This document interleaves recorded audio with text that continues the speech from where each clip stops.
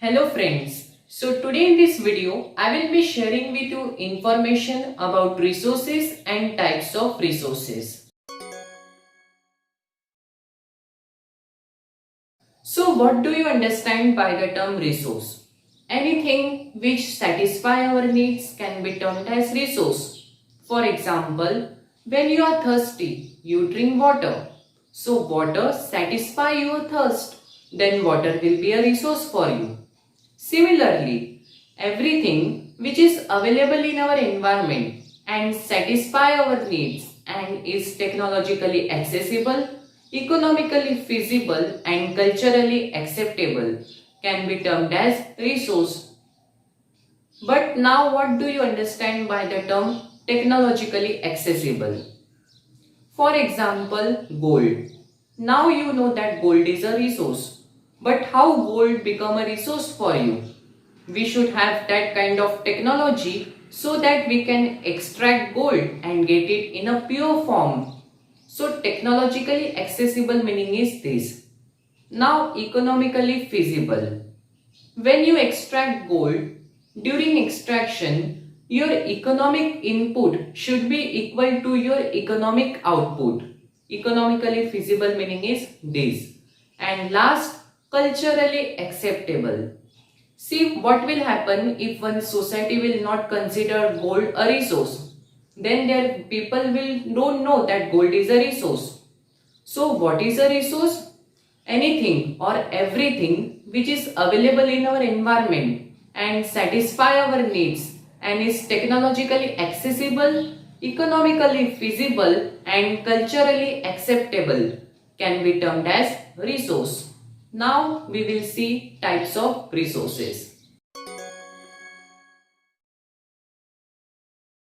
So basically, resources are classified into four types. First, on the basis of origin. Second, on the basis of exhaustibility. Third, on the basis of ownership. And fourth, on the basis of status of development. So one by one we will see now. First type is on the basis of origin. On the basis of origin, resources are classified into biotic and abiotic resources. Now what do you understand by the term biotic resources? Biotic resources are those resources which are obtained from biosphere and have life. For example, we human beings. Second, plants. Third, animals and so on. Second type is abiotic resources. Abiotic resources are the opposite of biotic resources. All those things which are composed of non-living things.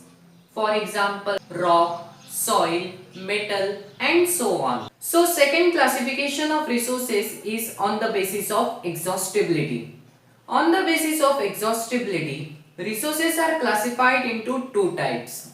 Renewable resources and non-renewable resources. Now, what are renewable resources? From the name only we can get. Those resources which can be renewed are called as renewable resources. For example, water. We use water for various purposes. For drinking, for washing and so on. After washing our clothes, the used water is generally disposed in ocean. And in ocean, evaporation takes place and that water again come to us. So here water is renewed. Second type is non-renewable resources. Generally these resources takes very long geological time, means they takes millions of years for their formation. For example, coal, fossil fuel. A third classification of resources is on the basis of ownership. On the basis of ownership, resources are classified into four types. First, individual resources. Second, community owned resources. Third, national resources. And fourth, international resources. So one by one we will see. First, individual resources. From the name only we can get. Individual resources are those resources which are owned by an individual person. For example, house, land, etc. Second, community owned resources. The resources which are owned by a community are called community owned resources, for example public park. Third, national resources. See, India is our country, then its territory will be our national resource. Fourth, international resource. International resource is not owned by any country, not by any community, not by any individual person. So fourth and last classification of resources is on the basis of status of development. On the basis of status of development, resources are classified into four types. First, potential resources, second, developed resources, third, stock, and fourth, reserve. So what do you understand by the term potential resources? Potential resources are those resources which are found in a region, but these resources are not utilized. Means there is the availability of technology and we are willing to use it, but we are not able to utilize these resources properly. For example, solar energy in Rajasthan and wind energy in coastal regions. Developed resources. Developed resources are those resources which are surveyed and their quantity and quality have been determined for utilized. Means there is the availability of technology, we are willing to use it, and also we are able to utilize these resources very properly.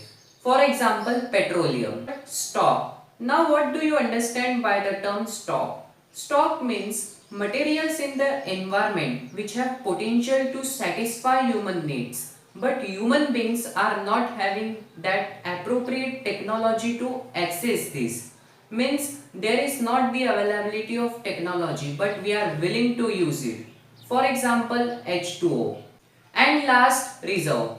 Reserve are those resources which are available, but we are not willing to use it now. Means we have stored for future use. Means there is the availability of technology, but we are not willing to use it now. For example, water stored in dam. So thank you so much for watching this video. I really hope you have got the topic resources and classification of resources.